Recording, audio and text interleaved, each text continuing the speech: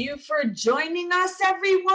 It is officially Thrive Thursday. I'm Laura Brandao, and today we have three guests who are going to share with us how they have adapted to our new world and are now thriving. Let's meet our lovely ladies. From Maryland, we have Michelle Kulp. She is the founder of the best-selling author program, and she herself is a #1 best-selling author. From also Maryland, we have Marci Thompson. She is the Chief Growth Officer for the Society for Marketing Professionals and the founder of Lovery Inc. that provides motivation that you can feel and see on a daily basis. And from Iowa, we have Dr. Tanya English. She is the chiropractor for the soul and an energy healer at Healing with the Blues. Dr. English believes that we all have been born with the power to heal, but people have not been shown how this works in real life. She also has a blues band with her husband. Well, first off, ladies, thank you so much for being with us this evening, and we look forward to hearing from all of you. Okay, Michelle, we're going to kick it off. So take us back. We've had, my goodness, almost 12 months of change and adaptation. And I think we all can agree that things have changed in our lives.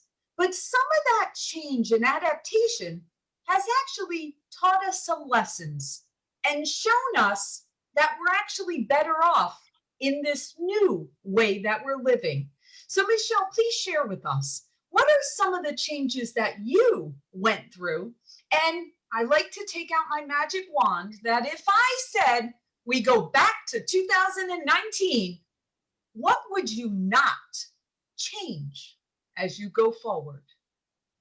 All right. Yes, I have learned a lot, as we all have during this time of accelerated change, as they say. Everything's accelerated now. And so I think for me, definitely just being on that automatic pilot all the time, and not, even though I sort of had a morning ritual every day of like meditation and journaling and reading my spiritual books, I think I was still in that like fast-paced automatic pilot mode without really stepping back and thinking about what I was creating and what I intended to do. And so I definitely don't want to go back to that fast-paced, unintentional living. With everything that happened with COVID for the past year, I was able to write a book a month. Wow. And I don't know if I would have been able to do that without COVID or being in quarantine, because I do help authors publish their books and launch their book to the bestsellers list. I've worked with over 250 people, but I hadn't published, I published books a long time ago, but I hadn't really published a book for years now. And one of the things that, as I was meditating and getting clear, is that I wanted to write books as well. Not just, sometimes we take care of everybody else and we don't take care of ourselves. And I was like, I'm helping all these wonderful people give birth to their books, but I want to write books because that's really my passion, is writing. And I sort of got away from that because I had, this done for you service and this business that, I was just busy working with other authors. So I stepped back in 2020 and was able to write a book a month for an entire year. And it was really amazing. And I really used to buy into that whole thing, like, oh, a book takes, a long time to create and edit and format. And now I know that's BS. You can write a book a month. Anybody can. If I can do it, you can do it. So Michelle, how did you, so you still have these people that you're helping to become best-selling authors, right? Where did you, one, come up with the time to fit in doing a book a month? And number two, where did you come up with the ideas of what to write about? Because a book a month is a lot of, you have to come up with a lot of concepts there. A lot of content. Yeah, how'd you do that? So one of the ways I came up with content, and this is funny, for years, I have a notebook in my bedroom, and every day titles come to me, and I've been writing them down for years. And I was like, I don't even know what am I going to do with all these titles? And it's funny because sometimes I would give them to my clients. I would say, oh, well, what about this? Because I had so many titles written down. I'm like a title generating machine. I don't know. So I was always writing down titles. I have hundreds of titles written down. So what I would do is I was trying to plan out the year in January, and I just went through my title book. I know it sounds crazy, but I went through my title book, and I was like, what do I feel energy around, and I would write those, and I was like, all right, this is my year plan. This is what I was going to write. But it's funny because some of the titles, like you get into something and you're like, yeah, I'm not really feeling it. It's not really flowing. And I'd be like 40 pages in and I'd start over. Wow. And it was kind of crazy. I did that a few times. So I have about 4 or 5 unfinished manuscripts on my computer. So I would have to switch gears pretty quick because I had to write the book in 2 weeks, then do the editing and the cover design in 1 week, and then publish and launch the book the 4th week. And the whole thing really started from an article I read on Written Word Media that said the average author who makes 6 figures in royalties has 28 books. And for some reason, I thought, oh, I'm going to write a book a month and see if I can, hit 28 books and 100K or whatever. And it was really just an experiment. But the funny thing, it accelerated my business because as I was telling people I was writing a book a month, I had people go, do you have a course? Do you have coaching? Do you have a program? We want to join you. I have people look at that, putting their jobs to write a book a month with me. And so it started like this movement with people that want to create, that have this desire to create and to share their message. Like, we all have a message.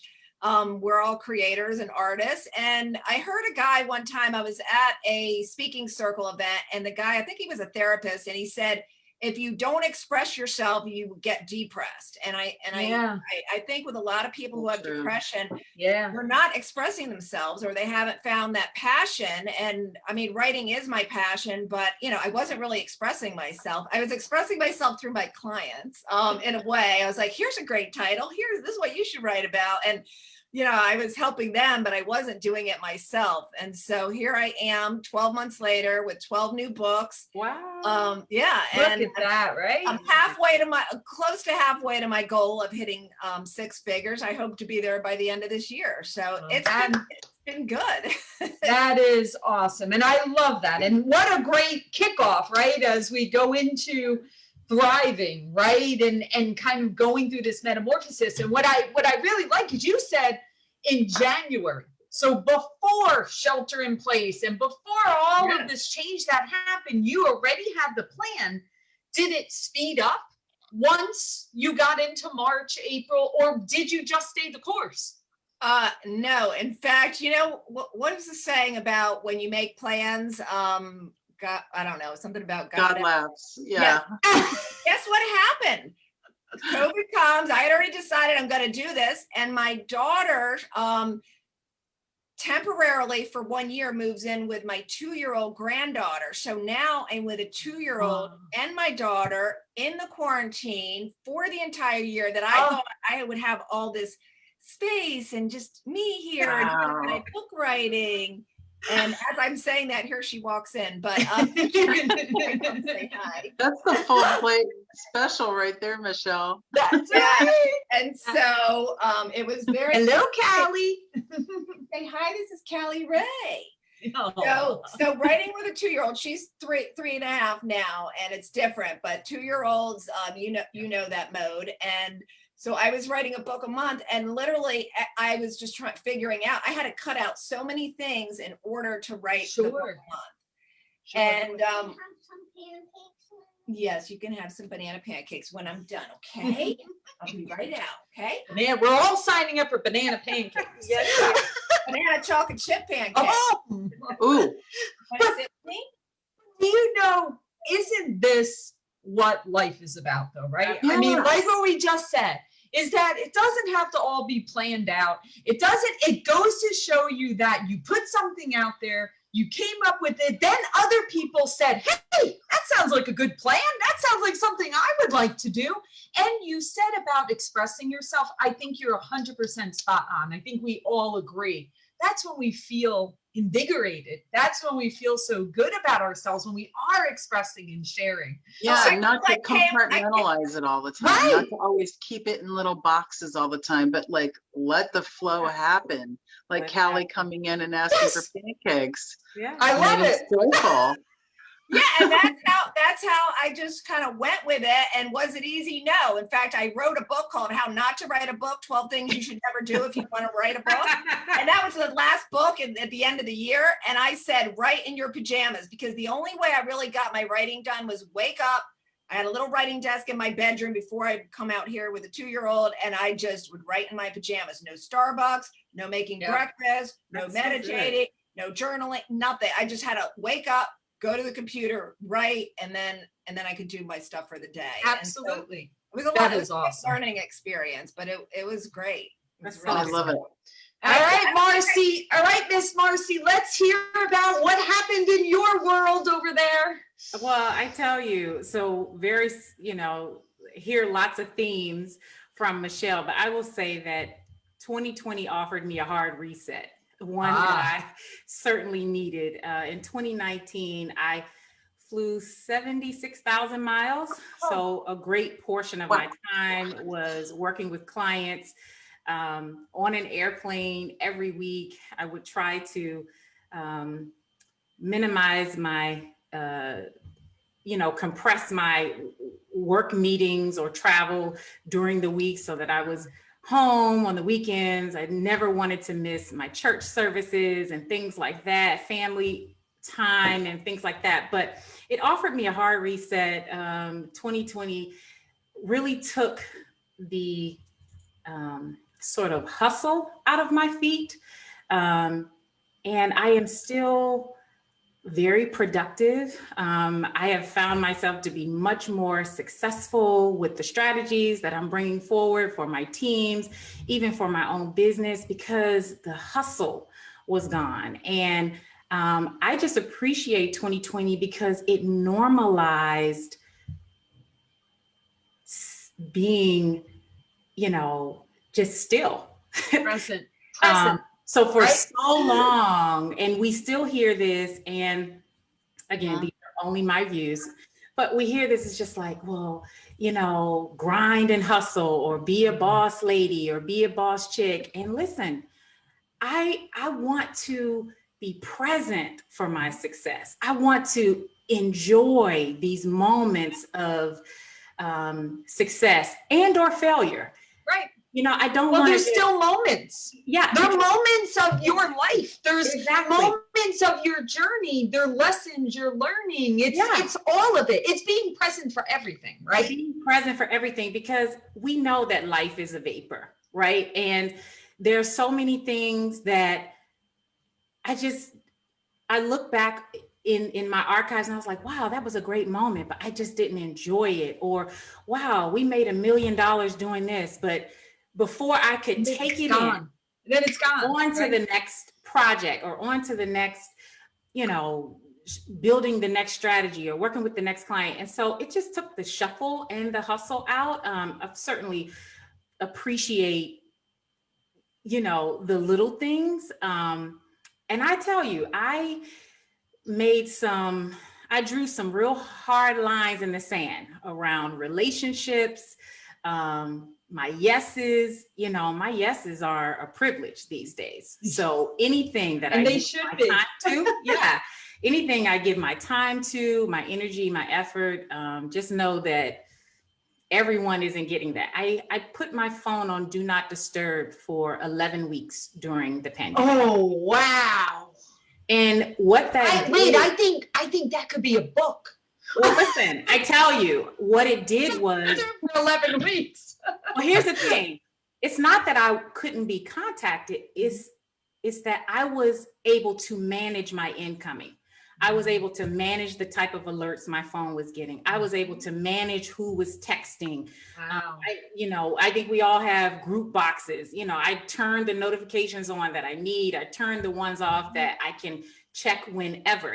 There are people who need to get in contact with me without hindrance, and that's one thing. But I just set clear boundaries, and I just tested it. 2020 was the year of experimentation for Yeah. my personal business, certainly for the work that I do with the society. And I have been wildly successful at work, in my personal business. My family is thriving. And it's because I was able to sit still, hear my own heartbeat, really hear the voice of God instead of, well, this is the way I'm going, God, are you going along with this type of thing? Or not even listening, Not right? even. Or even because we're so consumed in the hustle that we can't even hear it. Yeah. So, it's been of course, it's been a learning moment, as it has been for everyone else. And I don't want things to go back. Well, that's my question. So, Marci, here's my question. And this is the question for every one of us, right? Including myself. Okay. I mean, eventually things will change. Okay. And all of a sudden, companies and organizations will say, well, it's safe to go on the airplanes and it's safe to travel all over the country. And I'm someone that was always traveling on airplanes to different things also. And I'm so much more productive now that I'm not traveling on airplanes. Yeah. So what do you do? What happens when that time comes when it's expected to go back to 76,000 miles, on an airplane? Yeah, well, for myself, I would tell you this. I have become much more confident in my voice, with my seat at the table, and I get to choose. So I get to choose my yeses. That's in every area of my life, every relationship, every client I choose to work with. I get to choose my yeses, and that won't go away. So that's for me. I love that. That is a very valuable lesson. All right. Okay here, Dr. Tanya. We are on a roll and we've got some great stories already. So let's hear, how did your life change and what lessons did you learn and what will you continue to do even if we go back to whatever it was before? Well, it's very interesting because I started doing remote healing with clients 7 years ago. Get out. And so this was not a big change for me because I had already started moving people to remote kind of healing. Wow. So that means that I can work with people all over the world sitting right here at my desk. And it was very interesting because I thought, oh, well, I can handle this. This is not a problem. And so I actually ended up pivoting my ideal client to women who have experienced stillbirth and pregnancy loss. So I niched way down to those people and have seen things kind of start to blow up a little bit with it. Now, the reason why I did that was because Healing with the Blues actually started because I had an experience of a stillbirth back in 1994. And I said, God, put me wherever I need to be for healing to happen. And I found myself at a blues event and had a healing through the music of the Blind Boys of Alabama, and then went on to continue practice and learn different healing techniques. And so when it came up to 2020, my husband and I and our band had been working for 8 years all around the area. And I said, you know what, at the fall of 2019, I said, gosh, I really need to take a break for a little bit and reevaluate what I'm doing here. And then COVID hit. Wow. So we were scheduled to do all these big festivals, and we were really gonna now we're going up to the next level, and it all went away. Wow. So I had to say, okay, so what am I really doing with Healing with the Blues? If I can't go out and tell people the story, then I have to do it from here. So we did a few things online, and you can see those on YouTube, but in October, we both contracted COVID. Oh, no. So even though I'm a healer, I had a healing crisis. Just because you're a healer doesn't mean you're healthy all the time, but we don't think of it as sick and healthy. We think of it as a healing crisis. Okay. So we came through it without a problem, without any extraneous kind of stuff hanging on. And while I was in that moment in October, I was like, I need to think about what I'm doing with this. And that's when I pivoted to work with women who have been through what I've been through, because all the years of healing after that, because that was 27 years ago, all is building up to being able to help people. And how many people are in grief right now? Exactly. I mean, 500,000 people have died from COVID. So I started working with people in grief, and it wasn't just those women who've had that experience, but other people in grief started coming to me too. So what a blessing. What a blessing to be able to be there and help them, guide them through that experience. It's pretty amazing. I had clients who were going through divorces. I had clients who their parents were dying, people whose spouses died. I'm working with all these people who are in different grief for different reasons. And then 2 days ago, we did a Zoom call for students to talk about what their experience with COVID was and how they're grieving and what their losses are. So opening up this conversation about grief. And the whole point of this is that when we're in grief, we can walk through that and come out in grace, because we can be thankful for things like we've never been thankful before. So what Marci and Michelle are talking about is like, it seems like everything got narrowed down, but then we could be more thankful for the things that we have and the experiences that we have. So as we're going from grief to grace, because it makes a difference. If you stay in grief, you can't get there. So finding the treasure in the tragedy is what we're all about at Healing with the Blues. The reason why it's blues music is because people can identify with that, and they can say, somebody's been through this, and I felt that way too. And so it makes it like a corporate, we're all together, we're in this all together. So, and we actually are. And that goes back to Michelle with the being able to express yourself, right? The blues music is another form of expression, whether it's with words, whether it's with song, whether it's with art, whatever, like even, Marci's motivational items that she puts out, all of this is expression. It's all expression of getting through this. And the healing art is all about vibration. Yes. So the healing that I'm doing is all about vibration. It's all about raising the vibration. And why do you think this happened in the first place? So that we would all get back to where we need to be. Now, I'm not saying and trying to discount anybody's losses that they've had in their family. Absolutely not. But it also makes them appreciate that person more that's missing now. And I'm not saying that they should stay in that sadness, because that's not where their loved one would want them to be. But to raise the vibration of the planet, of the human beings that are here, the human race, the only race there really is, and bring us all together in a way that, to be able to talk to somebody in South Africa about what they're going through, and somebody in Australia and somebody in the UK, it's all happening that way. So do you recommend? So that's what my question is that, and I totally agree with you about raising the vibration. So do you think that's exactly what we all should be doing with this time? Expressing ourselves, coming together, making the world a smaller place, I guess, right? Absolutely. By all of us. And Marci had it right there about the boundaries that we have, because when we say yes to so much, we lose what's really important to us. Correct. And so one of the things that I heard recently was just do 3 things a day. Just do 3 things. Okay. Because a lot of people are in overwhelm. Yep. And if you just do the 3 things, and then give yourself permission to do whatever you want the rest of the day. Like Michelle said, I got to write first thing in the morning. So that's one of her things that she has to do.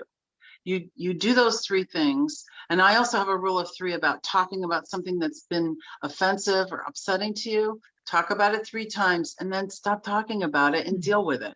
Because if you keep talking about it, you're just driving it into your subconscious, and now it's going to run your life. So we want to do those things that are raising our vibration, that are keeping those governors on us, so that we're moving forward and not shiny, over there. Distraction. Think about all the things that you could buy on the internet. It's kind of amazing. Shiny balls, lots of shiny balls out there, Lots of right? shiny things. So you have to, like, what this is doing is, first of all, it kept us in our houses basically at the beginning, and it kept us doing things that, I mean, my husband and I started going for walks together because we could, and we could get out of the house. And I'm like, I'm not really feeling like this is a big deal to me. I know that there are others that are, Yeah. that have that, but I was in a good position to not have to change a whole lot about my life. I didn't think I'd be taking this much time off from music, but that's what happened, and it's okay. I want to tell you a funny story about Of that. By the course. way. Tell Okay, us. so a couple of weeks ago, my keyboard player called me up and he's like, I can't stand anymore. Let's go play. So we went over to the Legion, which is nearby, and we just set up in the back room where they have parties and stuff. And, you know, it was just something fun that we really wanted to do because it had been so long since we played together. And 3 times somebody from the front came in and threw piles of money over us. Now, What? I had money raining down on me for doing something fun that I love to do. And that's exactly what I wanted in my life. I want to do something fun and just have it rain. And Oh it my happened God. 3 times. And in fact, we got a rake and we were raking it up. So that either sounds like a book or a song. I don't know. That could either be a book or a song there. And my husband's like, 30 years of gigging, and I've never had to rake the money in like this. So I just want to put that out there for people. You keep thinking about what it is that brings you joy, what brings you fun, what you're thankful for, especially now, what you're thankful for. And it makes you hone in on that because it's very difficult. And share this with the children. Share this with your tweens and teens. Share it with them, and also hug them a lot. Force yourself upon your children with hugs, because they're not in these groups where they're bumping into each other and hugging each other all the time. They're missing that. They're feeling isolated, whether they say it or not. That's what's happening. And that's the toughest group because they don't speak up, right? So you're correct. And nobody's asking them. Yeah. And you know, the fact is that they might be in friend groups and playing games online with each other, but they're not always coming together. And it depends on what state you're in too. You know, some states they're really locked down. Some states like Iowa, we're not. And so it becomes different from state to state. So I'm just encouraging all my clients and my patients to hug your children a lot more than you normally do, because they really need that togetherness, that closeness, that touch. It's important for them. I think everyone needs that. So I think that is good advice for everyone. If you're with them and you can be with them, share your hugs. We all need a hug. 4 hugs a day minimum. 4 hugs a day, at least. The doctor says it. She's prescribing 4 hugs minimum. Absolutely. All right, love it. All right, Michelle. All right, now I get to hear my fun part that I love to hear. This is like very selfish for me to get to hear I mean, you guys you're superheroes to me, regardless of anything you say at this moment. But I always love the assignment of you guys saying to your loved ones, what is your special gift or superpower to the world? So at this moment, I want to hear Michelle. Please share with us, what is your superpower or powers that you share with the world? Well, I asked my amazing father, who is my biggest supporter and encourager, and who we all aspire to be like in my family. My dad is 84 years old. He's on his 2nd career. He works full-time as a water meter reader. He's never retired. And he always tells the guys at the shop, if I croak when I'm on the clock, don't clock me out. And you know, he's in great shape, and I think it's because he's outdoors every day, and he just has the most positive outlook on life. He's in great shape. He is a very humble person, would do anything for anyone. He's just like, everyone who meets him is like, oh my God, your dad's the most amazing person I ever met. So I asked my father today, and he said it was 2 things: my super diligence and my imagination. That makes sense. I would say both of those things completely make sense. Because number one, you're not writing a book a month unless you have both of those qualities as a superpower. Yeah. In fact, just during this interview, I wrote down 4 or 5 titles that you guys already came up with. Choose your yeses. Yep. Thank you, Marci. It's raining money. Yeah. Thank you, Dr. English. 11 weeks of do not disturb. 3 things a day and 4 hugs a day. These could all be books. Literally, I just hear titles when people talk about things. Mhm. The funniest story was I was in this Mexican restaurant with my dad, who's also a writer, but he doesn't really write, but he lives vicariously through my writing. But he's great with ideas, and he helps me with writing and books, and I run things by him, and he's like, yes, good idea, no, not good idea. And he's been right on some of my ideas where he was like, oh, I don't think so. But anyways, we were in this, I think it was like a Mexican restaurant, and we were sitting there, and the guy, the waiter came up, and my dad says, oh, my daughter's in the publishing business. I think everybody has a book. Do you have a book? And the guy tells us his life story, which was insane. Mhm. I won't go into it, but he says, oh, I already have the title picked out for my book. And we said, well, what is it? He goes, my family's crazier than your family, or your money back guaranteed. He told us about his father and the family, and it was insane. I want to like, read oh that my book. God. I know. I don't know. I'm signing up for the 4 hugs a day book. I would like to have that one. Exactly. I'll write So that yeah, one. I think I know. my imagination and Raining money though would definitely be a bestseller. Because everyone's gonna go for that one. For sure, I'll write it Hey, up. I'm going to add these to my title book. Y'all want to write the books, let me know. But they're great titles. There you Write the go, book. ladies. Write the book. You just came up with 3 ideas yourself right there. There you go. Look at the inspiration I we're love providing it. I love here. That's awesome. Exactly. All right, Marci, let's hear the superpower.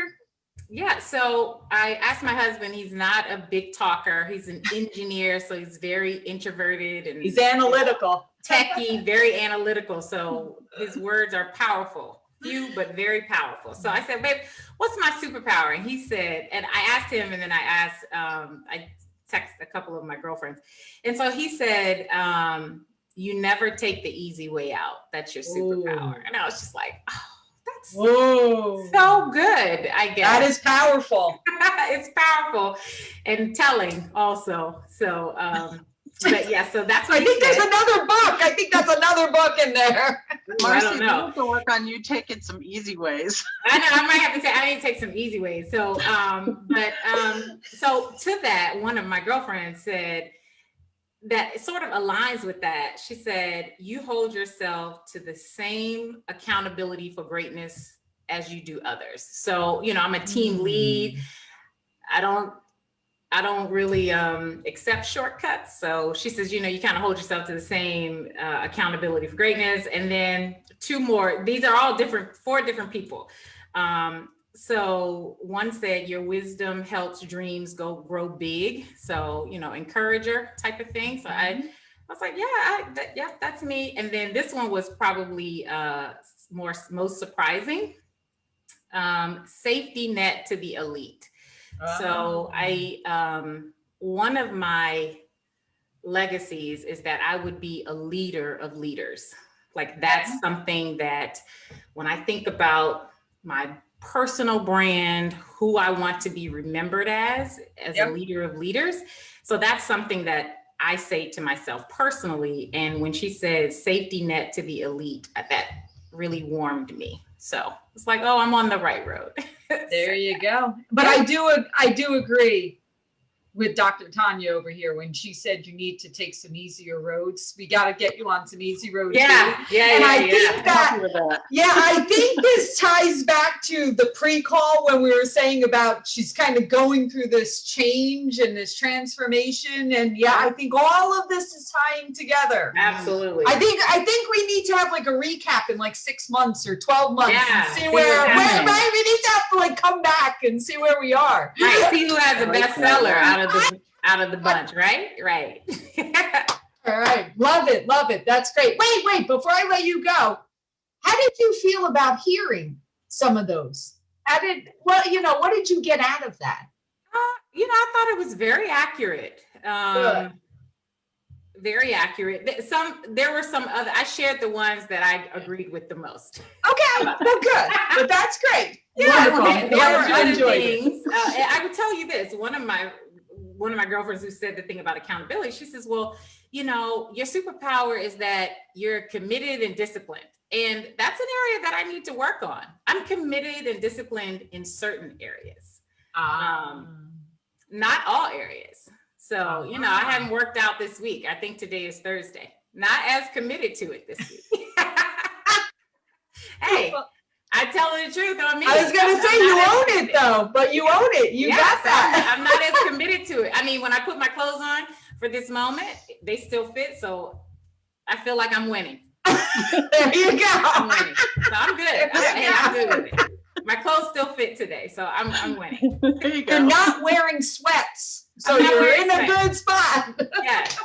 I'm not wearing sweats right now, but so I'm committed. I feel good about it. But I'm not kids in the lower half. I know, right? I'm not going to show you my yoga pants. Don't worry about it. I won't let you see that part. But yeah, so some things I'm committed to completely.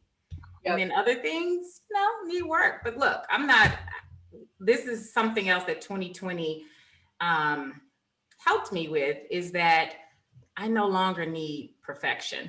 Yeah. I am here for progress. That's right. And forward movement. And well, perfection doesn't exist. Oh, it doesn't exist. So don't try. It doesn't exist. But the thing is, we aspire to that. More as a verb. Perfection is like you're being perfected. You're not. You're. It's a verb that you're moving through. Right. Yeah. Well, the thing is, while perfection will never be achieved, we crave it. We go after it. Some people lose their lives chasing it. So I'm just saying that I'm not committed to that anymore. I'm committed to progress, forward movement. I'm committed to bringing my brilliance, whatever that looks like in the moment. That's what I'm committed to. Love it. All right, Dr. Tanya, let's hear what superpower or powers are. I have 3. Okay. Compassion came up, which is good. That makes I'm working with people sense. feeling. Empathy, because I can help feel and get the feeling out to people. Like when I'm performing, I want to bring that emotion to them so they can feel it too. And then intuition, because I really rely on being a good conduit for the downloads that I'm getting from source when I'm working with people. So having that intuitive feeling stable in that gift, that's something that people mention to me quite often. Is that a struggle to be able to feel so much of that when you're dealing so much in grief? Or, how do you kind of get through that? I actually do protection for myself so that I'm empathetic because I've experienced a lot in my life. I'm much older than I look, and because I've experienced those things, I know what it's like to come out on the other side of it. So I don't hold people in their negative experience. I'm always seeing them coming out of it. So I don't stay there with them. I walk through it with them. So I'm always like looking at them as, oh, well, you've already cleared this. You've already done this. So it's a different way of looking at people so that I'm not taking on their stuff. It's a little different with your children because it's so easy to take on their problems and their stuff. But even with the kids, what I've learned is if I worry about somebody, I'm not helping them. So I don't tend to worry too much about those things. I might say it out loud and then it's done. Okay. So the intuitive part is really about what God's giving me. So if the intuition is, but that's not what it really is, when somebody's telling me what's going on with them, then I have to say, okay, but let's go deeper, because that's just the surface part of it. So as we go deeper, here's what happens. And this is the coolest thing. the sadness and the negative feelings, they're not there. When we go deeper, there's only love there. There's only joy there. Hmm. So it's like this uncovering of what's really there for us. How And do it's you go always- deeper? How do you have someone go deeper? Well, one of the things, I do a lot of different techniques with people. I call it Blue Note Healing Method because there's so many different techniques that I use. And then I always get stuff that Source is giving me, like, do this right now. Okay. And so we're kind of going through this. So I might do 4 or 5 different techniques with somebody when I'm doing a session with them. And you know, what really helps is if they use their imagination, because the imagination is the greatest healing tool that you have. So if you can imagine it, it can happen.